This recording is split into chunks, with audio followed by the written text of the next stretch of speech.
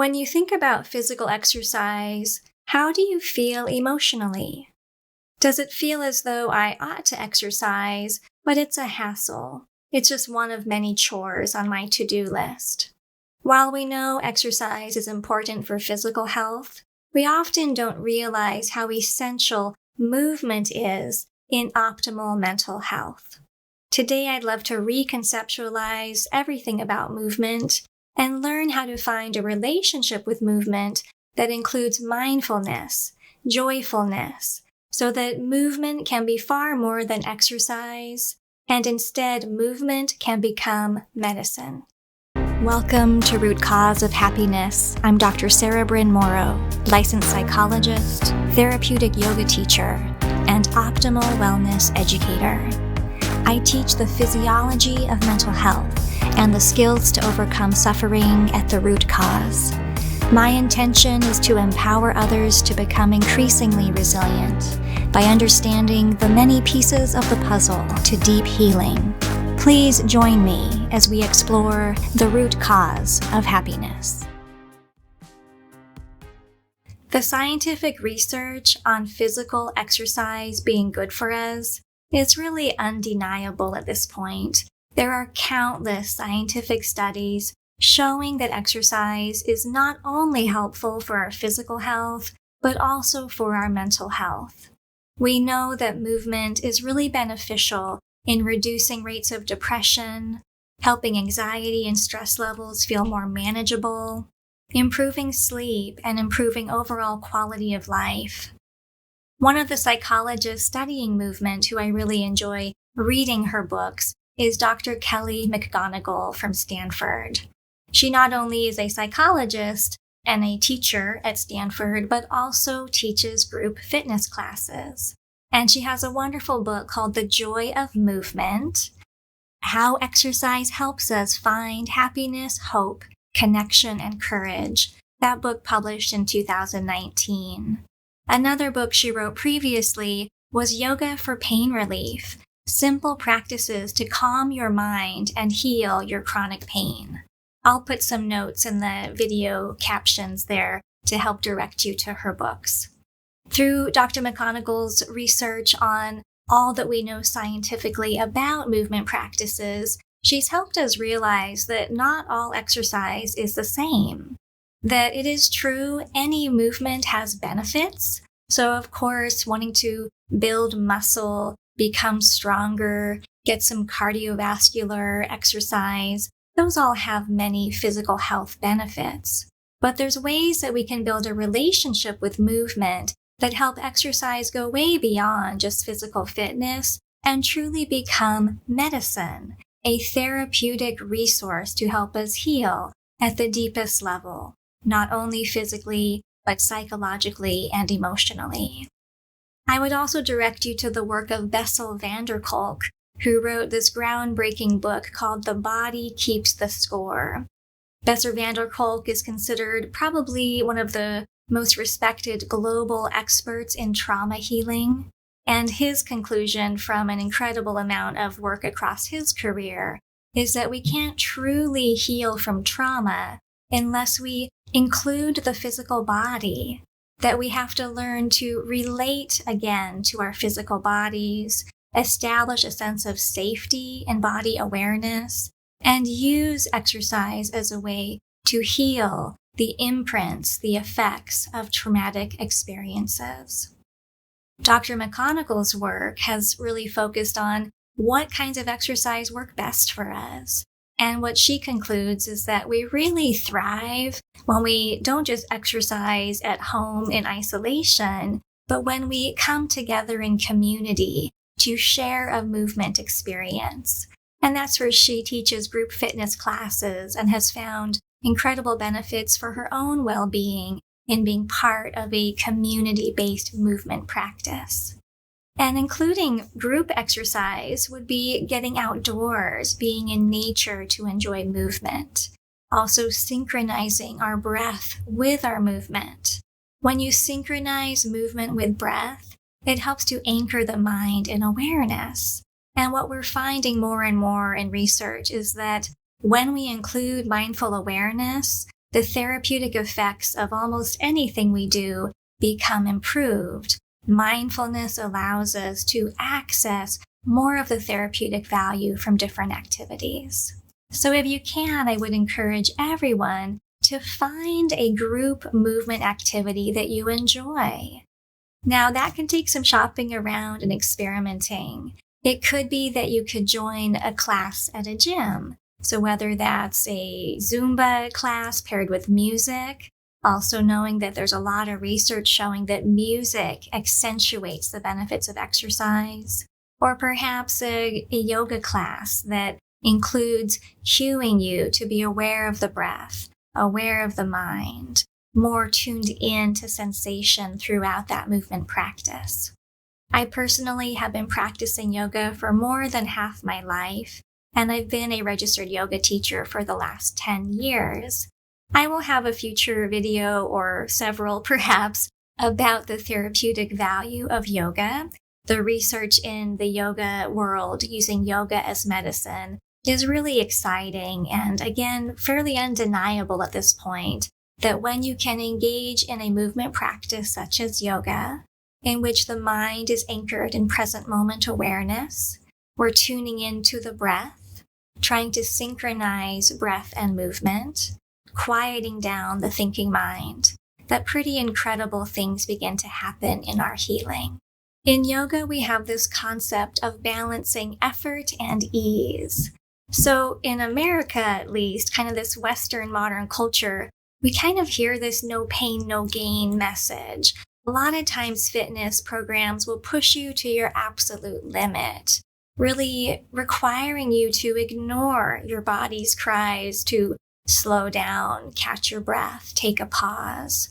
In yoga, we try to honor our limits.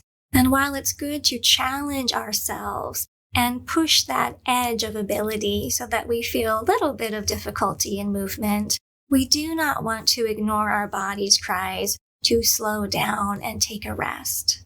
So in any movement practice, whatever that is, including strength training and weightlifting, we want to listen to our body and respect and honor our limits in this present moment. The hope is that with repetition, we can expand our limits and capacity for physical movement.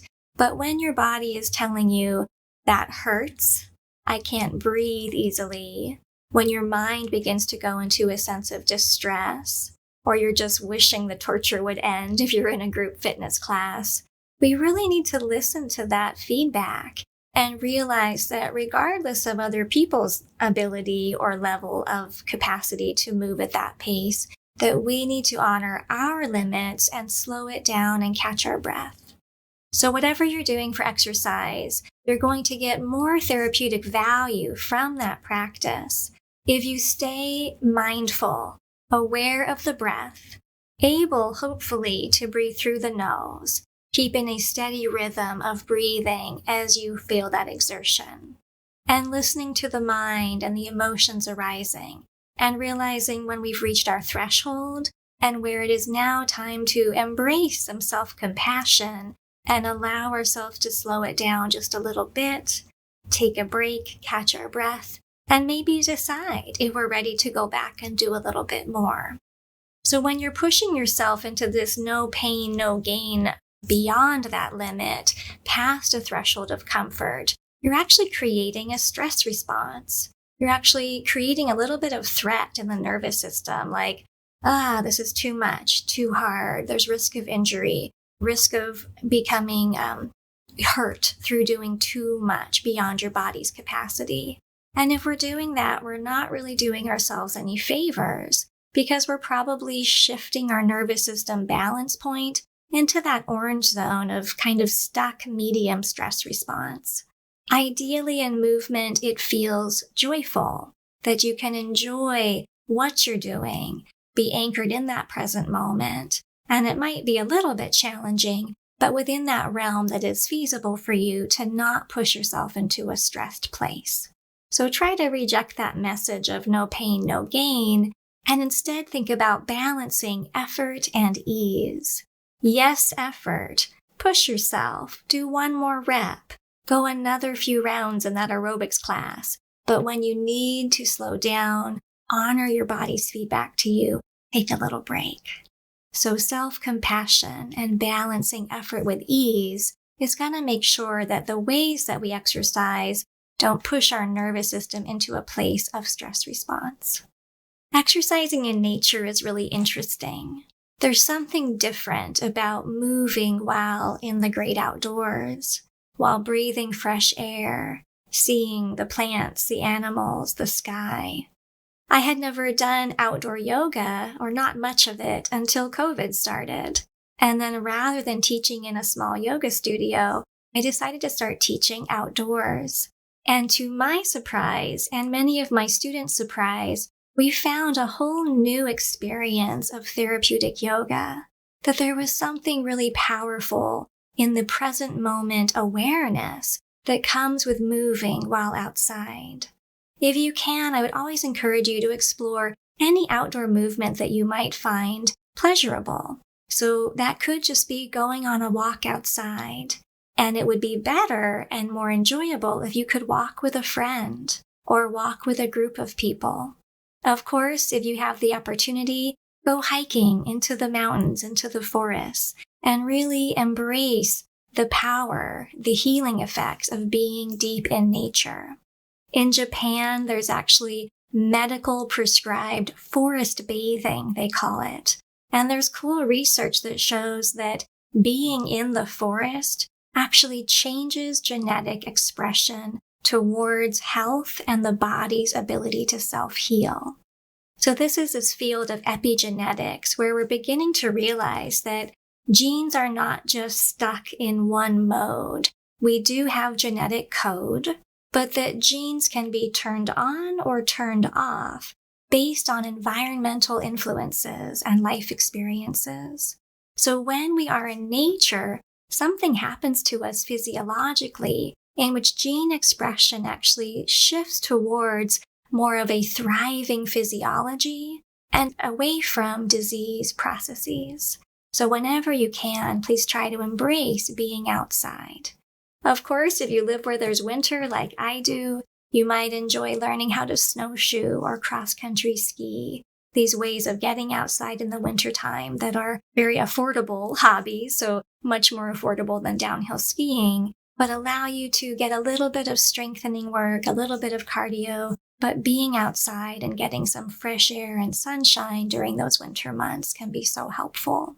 Why might it benefit us to exercise with other people? This gets into evolutionary biology, in which we start to contemplate how the human body evolved. This modern era is so foreign to our bodies. Always think about your body being much more than just your life experience, but rather a compilation of learning from your ancestors. Now, our ancestors knew that there was safety in numbers. When we lived in the great outdoors, we had to work together as a team. We had to hunt in groups and forage in groups. It increased our chances of survival and having enough resources for the tribe. And so almost every indigenous culture we know of, and even in modern culture now, we see that we thrive through joining others in synchronized movement. There's all these cultural dances and traditions and rituals that involve moving in synchronicity with others, often moving in rhythm with music. And most of us have had an experience of joy coming from dance and being together with others, sharing a physical movement experience. So there's something deep within our bodies that just knows it is good to be with my tribe. It is good to be outside. Movement in synchronicity with other people is a way that we bond and find this kind of tribalism in which we know that I am part of this community. My place here is secure. I'm here for others and others are here for me.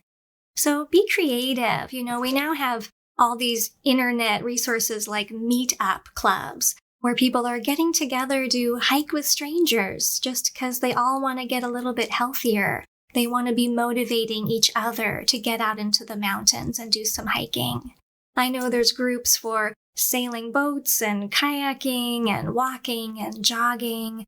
Of course, there are yoga classes, aerobics classes, Zumba that adds in that fun element of music and dance. So you have to sometimes be willing to get out of your comfort zone and sign up for a class in which you'll be doing a physical movement practice with other people and trying to find your tribe, your community that has a shared enjoyment of a movement practice.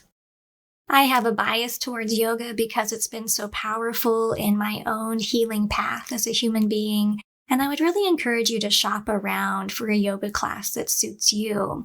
There are so many different kinds of yoga now, so we know about hot yoga and power flow and hatha yoga, gentle yoga, and I'd really encourage you to shop around to find not only a style of yoga that you enjoy, but a teacher that helps you find that mindfulness component within a class.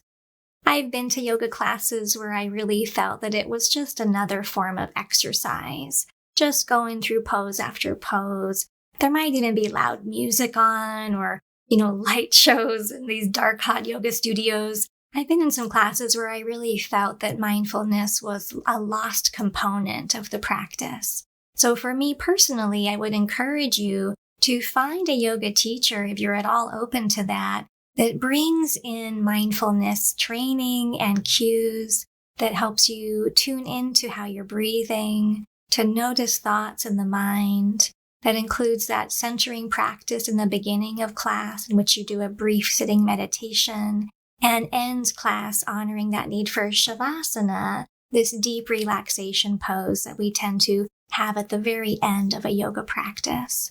So in that case, you're not only getting these incredible physical benefits of yoga, which has been studied and shown to help just about everything in physical health and many powerful effects in healing mental health conditions, but you're also exercising the brain towards being able to be more and more aware as you walk through life.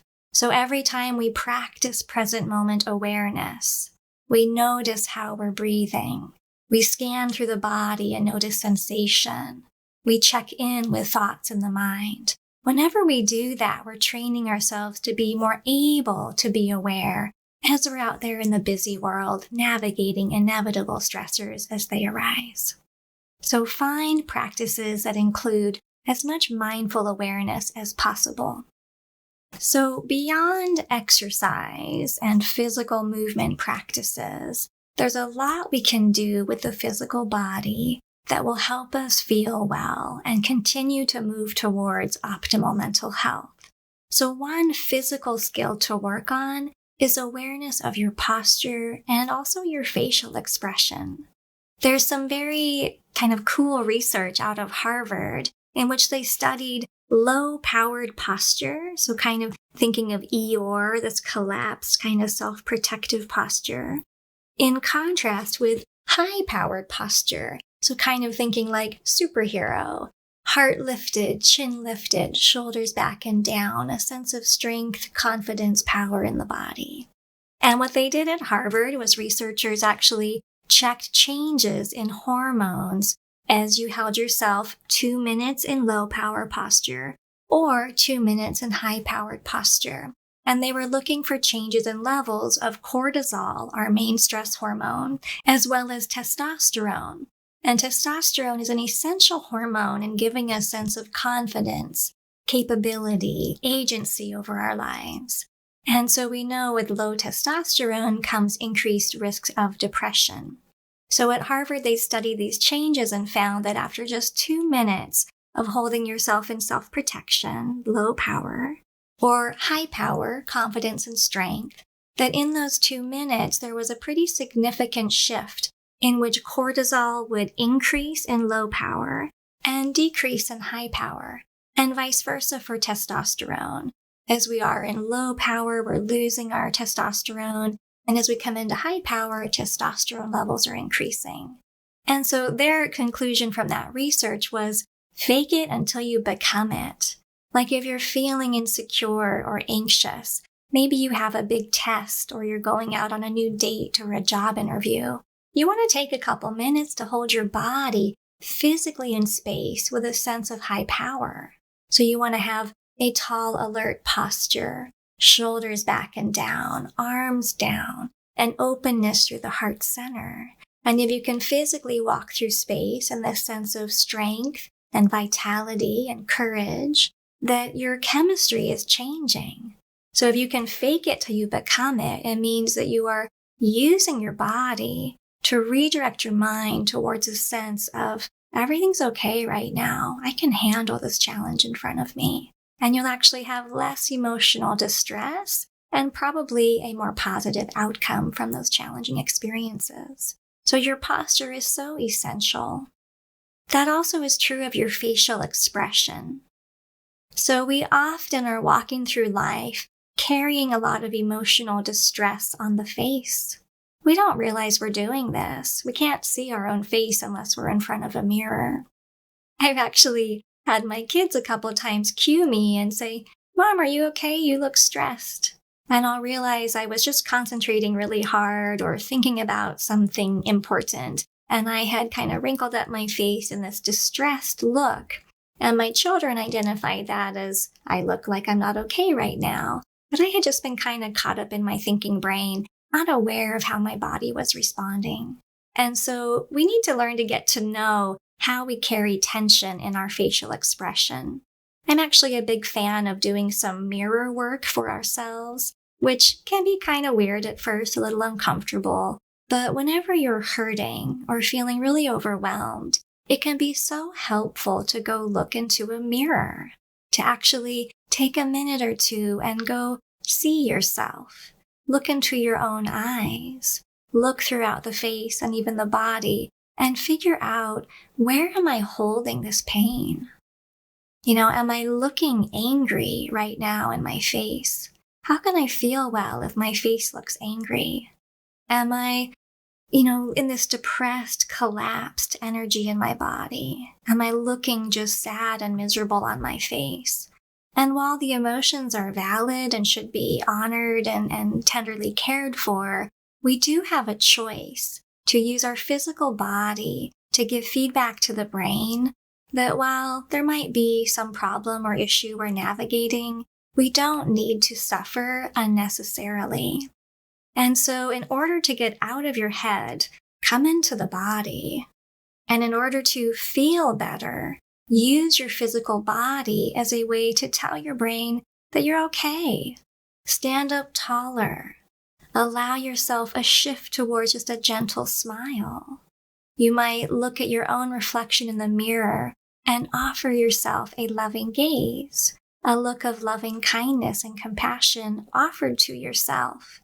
And realizing that even though this is tough and I'm kind of upset or stressed out, if I smile, if I laugh, if I relax, I'm going to feel better. That's also a great time to put on some music and do a little bit of carefree dancing. Allow yourself to use your body to shift your physiological, emotional energy. So body awareness, breath awareness, shifting posture, shifting facial expression. These are little choices we can make in the body that actually help move us towards a more balanced nervous system, a more ideal biochemistry. So again, our actual stress hormones, testosterone changing, and even allow gene expression to move towards well-being, towards self-healing, and away from disease or inflammation processes. Your body is so powerful. We need to learn to be aware of the body, to use it to our advantage in ideally moving ourselves towards improving mental health over time. Now, I don't think I can talk about exercise without acknowledging the true difficulties that come with clinical depression, major depressive disorder. Depression is real, and if you've ever been through a depressive episode, you would know that when you are depressed, you have no energy. It is so hard to just get out of bed, to bathe, to try to show up to work or school. It's as if you're just kind of walking through quicksand and everything feels way more effortful than normal, and it's just a true struggle. So I just want you to think about this if you've ever gone through depression, or you might in the future, and realize that while exercise is a known therapeutic tool that can help you reduce your chances of depression or help move you out of depression, that when you are deeply depressed, or if someone you know or love is depressed, that it is very difficult to find the sheer energy and willpower to want to do any kind of physical exercise. So in that case, the best we can do is strive for these little tiny behaviors, just making the smallest goal we think is feasible for right now, and challenging ourselves to take that little tiny step towards re-engaging with the body. So that might be putting on some music, and rather than choosing a really mellow or depressing or slow kind of music, to put on music with a little bit more of an upbeat rhythm. There's some really amazing research in the trauma treatment world about rhythm, like drumming and dance, healing trauma in the brain and body. So if you're deeply depressed, at least you might choose a little bit more of an energetic music. And maybe you can just tap your foot or stand up and just kind of find a little beat, a little bit of rhythm for a few minutes. Really low effort, but moving in a way that you're connecting with the body that's a little bit more enjoyable and finding a little moment of pleasure. Possibly you can't handle a workout, but you could handle a 5-minute walk. Ideally, go outside for those few minutes. Walk around the block one time. When you really feel stuck in bed and stuck in misery, or even in physical illness, perhaps just a few minutes of gentle walking would be ideal. Now you can walk with something in your ears, like you're listening to music or a podcast, and your gaze is down and you're stuck in your head.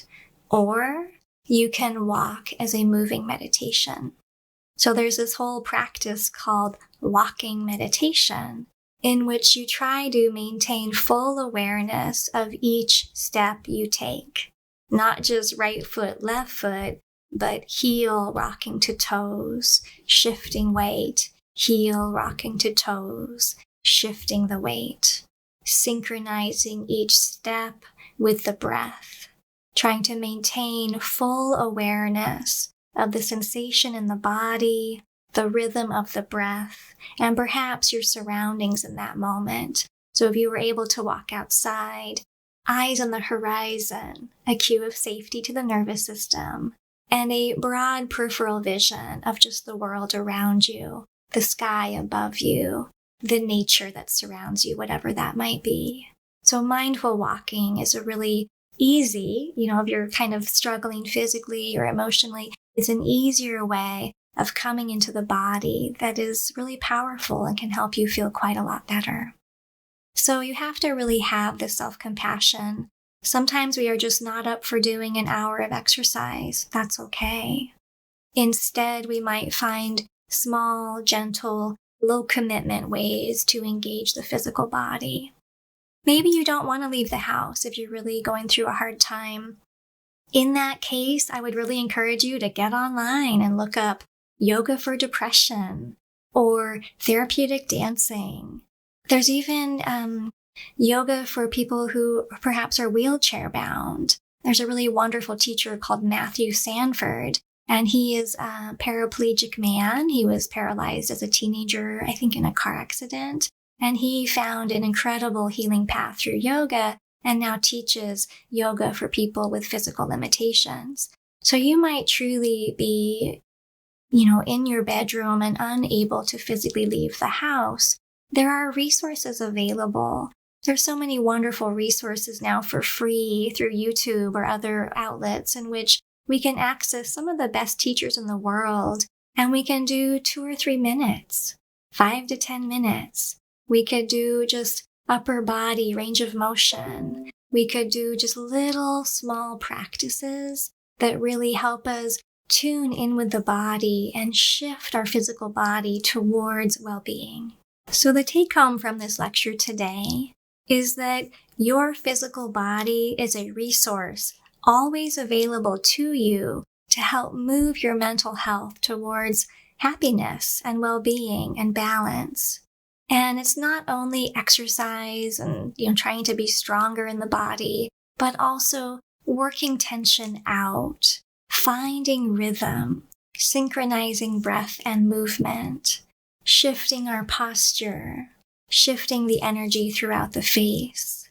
And if we can connect with the body, we have many options for what we can do physically that will help give feedback and signals to the brain that all is well, that we are safe, that we have many things in this moment to be grateful for, that there is beauty surrounding us, that the breath is flowing and we are truly alive. So please think of movement as so much more than exercise. Yes, we should exercise. And again, that science is very clear and undeniable that we are better in our physical and mental health when we have a consistent exercise practice of some kind.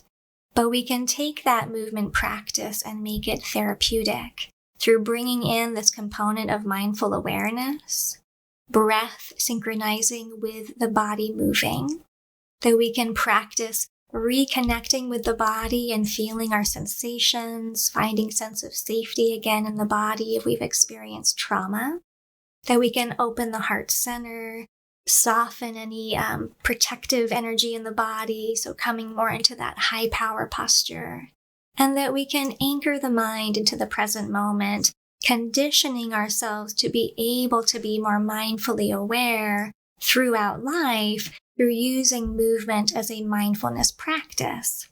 So move outdoors when you can. Join others in movement practices. Anything in which you synchronize movement with other people, such as dance or yoga or a group fitness class. Where you can, try to be tuned in to this inner awareness as you move, and try to keep the mind present, the breath flowing steadily, and honor your limits. Balance effort with ease. Know when you've had enough for today. Know when you need a break. And don't push yourself past your body's feedback to you that it's had enough for now. So if we can work on moving in these ways, we'll find that we become more able to enjoy movement. We find outlets through exercise that are really good for us, that help us navigate stress or difficult chapters of life. And we might even build friendships and build community that gives us way beyond the physical benefits, but more this sense of connection that we're all seeking. So move for exercise, but more importantly, embrace movement as medicine. Thank you for joining me at Root Cause of Happiness. If this information was useful to you, please share it with others seeking knowledge and tools for resilience. It is a meaningful contribution to the world when we become proactive in our healing journeys, by learning and growing, by increasing our awareness, by addressing the root cause of happiness.